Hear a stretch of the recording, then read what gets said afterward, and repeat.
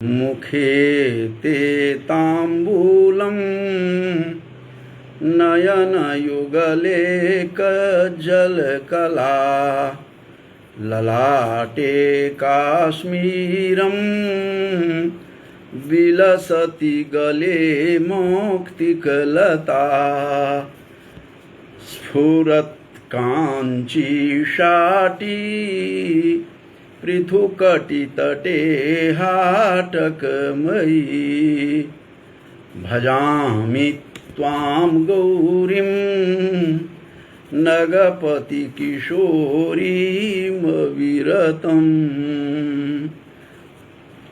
आज केशव मिश्र जो तर्क भाषाकार न्याय दर्शन में न्याय वैशेषिक दर्शन में प्रथित हैं, तर्क भाषाकार जो केशव मिश्र हैं उनकी कृति पर और उनके व्यक्तित्व के ऊपर किंचित चर्चा करने के लिए उपस्थित हूँ। केशव मिश्र मूल रूप से मैथिल विद्वान थे और उनके पिता का नाम बलभद्र मिश्र था। दो उनके अग्रज हुए जो विश्वनाथ मिश्र और पद्मनाभ मिश्र हुए। पद्मनाभ मिश्र उनके अग्रज, केशव मिश्र के अग्रज महान पंडित और नैयायिक थे, जिसका प्रभाव केशव मिश्र तर्क भाषाकार केशव मिश्र के ऊपर उनका प्रभाव पड़ा और बहुत ढंग से उसका प्रभाव केशव मिश्र के ऊपर उनके अग्रज का, उनके पद्मनाभ नामक जो नैयायिक थे उनका बहुत बड़ा प्रभाव हुआ। और उनके समय के बारे में तर्क भाषा के हिंदी के एक टीकाकार विश्वेश्वर सिद्धांत शिरोमणि हैं, उन्होंने अपनी पुस्तक तर्क रहस्य दीपिका जो तर्क भाषा पर जो उनकी टीका है हिंदी, उसमें उन्होंने कुछ परिचय दिया है जिसको आधार लेकर के मैं आपके समक्ष उपस्थित हूँ।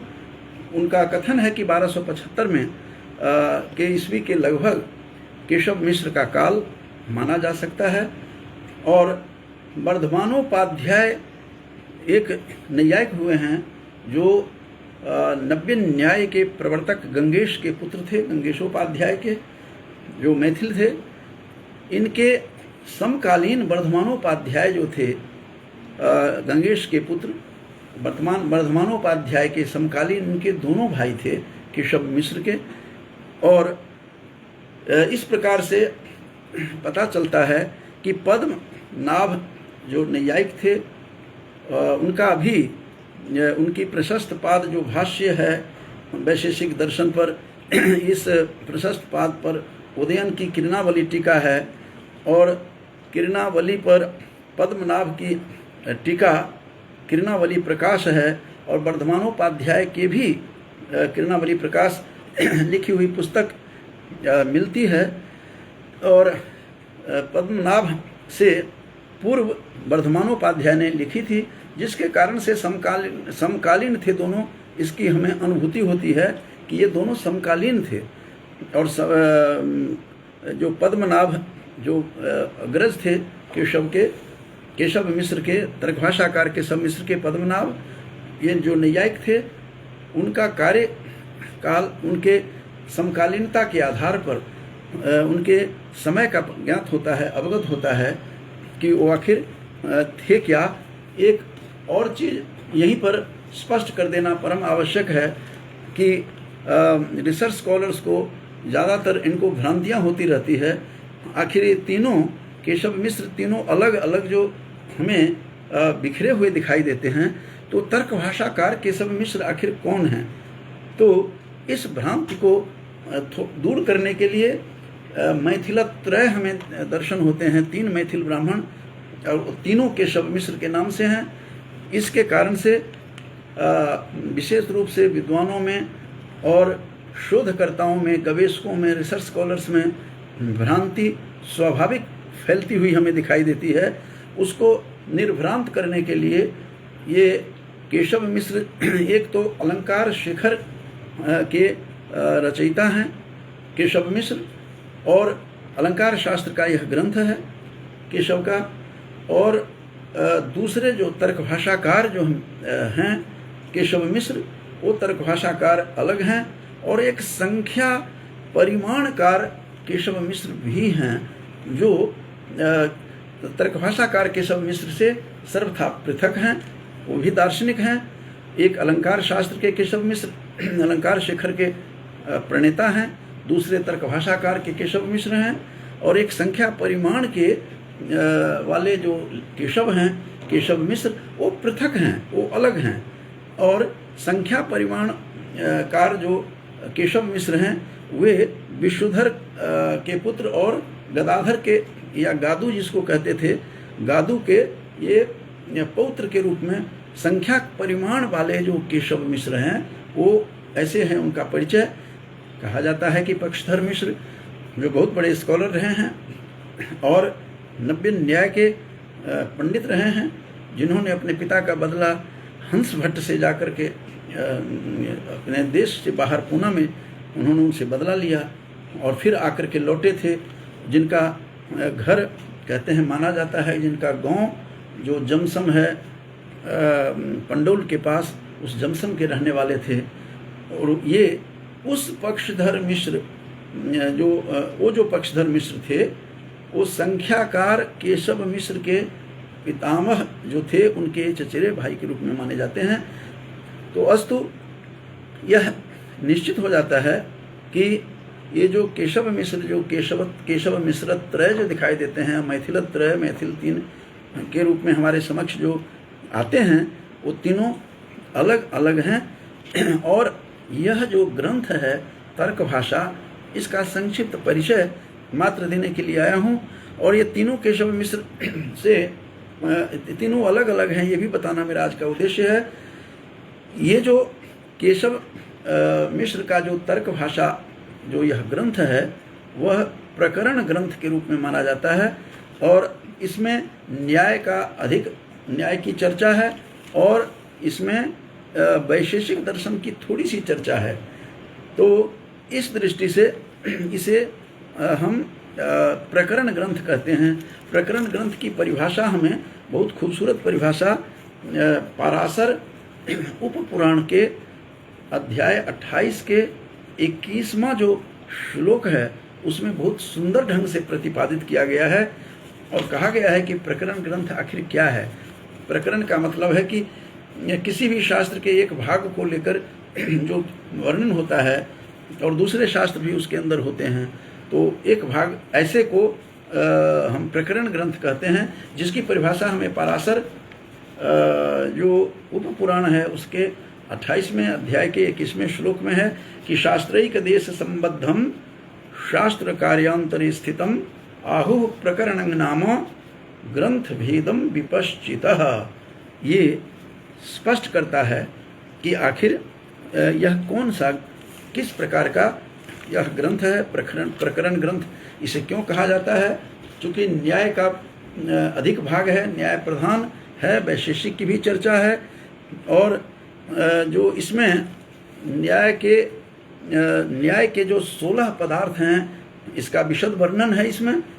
और न्याय के 16 पदार्थ आखिर कौन कौन से हैं मैं थोड़ा सा बता देता हूँ कि प्रमाण, प्रमेय, संशय, प्रयोजन, दृष्टांत, सिद्धांत, अवयव, तर्क, निर्णय, वाद, जल्प, वितंडा, हेत्वाभास, छल, जाति, निग्रह, स्थान, इस प्रकार से ये 16 इसके पदार्थ हैं। जो हेत्वाभास के बारे में कहा जाता है कि हेतुवत आभासते इति हेत्वाभासः, जो हेतु नहीं है आभासित होता है उसे हेत्वाभास कहते हैं। इसे भी पदार्थ में परिगणित किया गया है।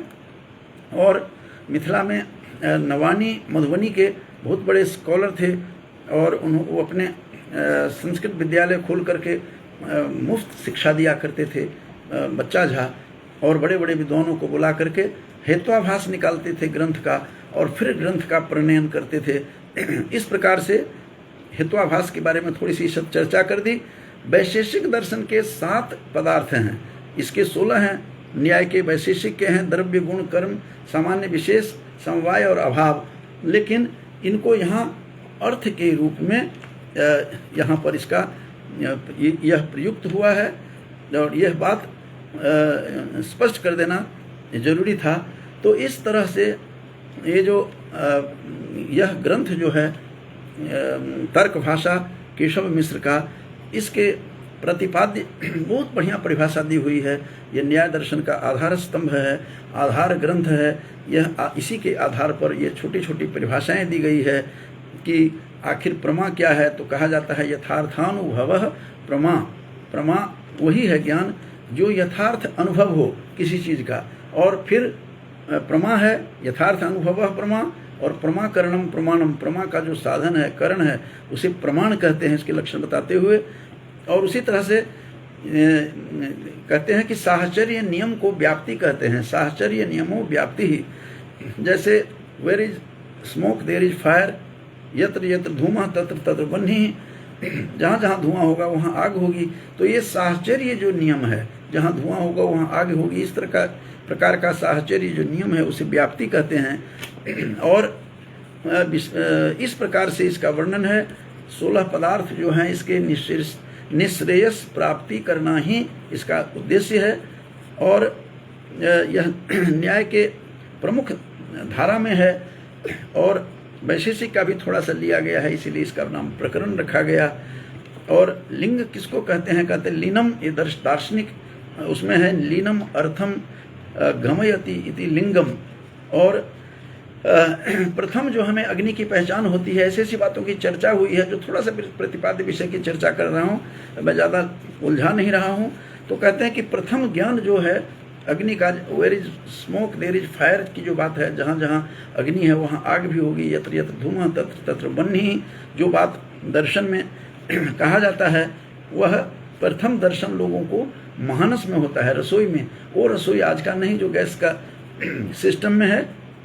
जब चूल्हे पर खाना बनता था और लकड़ी से या उपलों से जो बनता था, तो उनको उस समय दर्शन होता था कि महानस में प्रथम दर्शन होता था। उस रसोई घर में, उस किचन में, महानस कहते हैं उसको। तो प्रथम दर्शन हमें होता था अग्नि का वहीं कि जहाँ धुआं है वहाँ आग है। फिर पर्वत पर गया तो देखा दूर से पर्वतो यं अग्निमान, ये तो धूममान, ये धुआं से भरा हुआ यह पर्वत है। दूर से देखा, अनुमान लगाया कि where is smoke there is fire, हमने रसोई में देखा।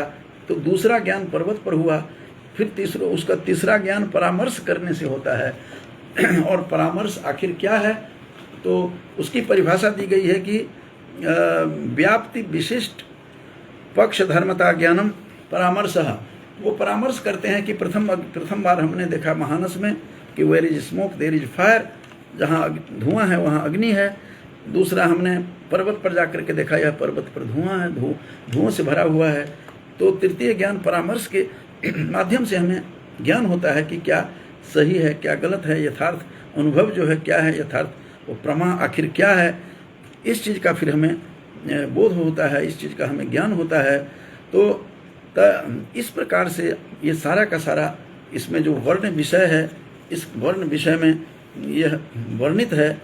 तो इसके जो टीकाकार हैं, बहुत सारे टीकाकार इस केशव मिश्र के जो ग्रंथ है, केशव मिश्र का जो ये तर्क भाषा है, इस तर्क भाषा में बहुत सारे 14 टीकाकारों की चर्चा ही है। 14 टीकाकार हैं। टीकाकार माने कमेंटेटर्स हैं। उनकी कमेंट्री कौन कौन से हैं एक बार फिर पढ़ देता हूँ कि गोवर्धन मिश्र जो 13वीं शताब्दी के थे, वैसे केशव मिश्र का काल 1275 माना जाता है, कई जगह 13वीं शताब्दी भी मानते हैं। तो गोवर्धन मिश्र जो तर्कभाषा प्रकाशिका जिसकी टीका थी, ये गोवर्धन मिश्र भी केशव मिश्र के अग्रज पद्मनाभ मिश्र के ये परम शिष्य रहे हैं। तो इनकी जो टीका है, कमेंट्री है, उस ग्रंथ का नाम है तर्कभाषा प्रकाशिका। और गोपीनाथ जो कमेंटेटर थे, टीकाकार थे, उनकी टीका है उज्ज्वला टीका। और श्री रोम बिल्व वेंकट बुद्ध के तर्कभाषा भाव हैं, एक रामलिंग हैं, उनके न्याय संग्रह हैं, उनकी टीका। श्री माधवदेव सार मंजरीकार जो सार मंजरी है, उनकी टीका। श्री भास्कर भट्ट के परिभाषा दर्पण है, बालचंद्र के तर्क भाषा प्रकाशिका है। एक चिन्ह भट्ट हैं जो बहुत प्रमुख और बड़े प्रसिद्ध और प्रमाणिक टीकाकार चिन्ह भट्ट की चर्चा आती है कि तर्क भाषा प्रकाशिका है इनकी टीका। गणेश दीक्षित की तत्व प्रबोधिनी टीका है, तत्व प्रबोधिनी। और कौंडिन्य दीक्षित की तर्क भाषा प्रकाशिका है। इसी तरह केशव भट्ट, यहाँ भी एक केशव है लेकिन संयोग से यह मिश्र नहीं है, ये भट्ट है। तो एक केशव भट्ट भी एक तर्क दीपिका इनकी टीका है, इनकी कमेंट्री है, जो केशव मिश्र के तर्क भाषा पर इन्होंने कमेंट्री लिखी और बड़ा ही स्पष्ट रूप से उसकी परिभाषा, जो तर्क भाषा को परिभाषित किया है, सुंदर ढंग से व्याख्या की है। गौरी कंठ सार्वभौम भी हैं जो तर्क भाषा प्रकाशिका है इनकी। एक नागेश भट्ट हैं जो बहुत बड़े स्कॉलर थे, बहुत बड़े व्याकरण थे, व्याकरण के अनुपम ग्रंथ सब बहुत हैं इनके। परम लघु मंजूषा सारे ग्रंथ हैं।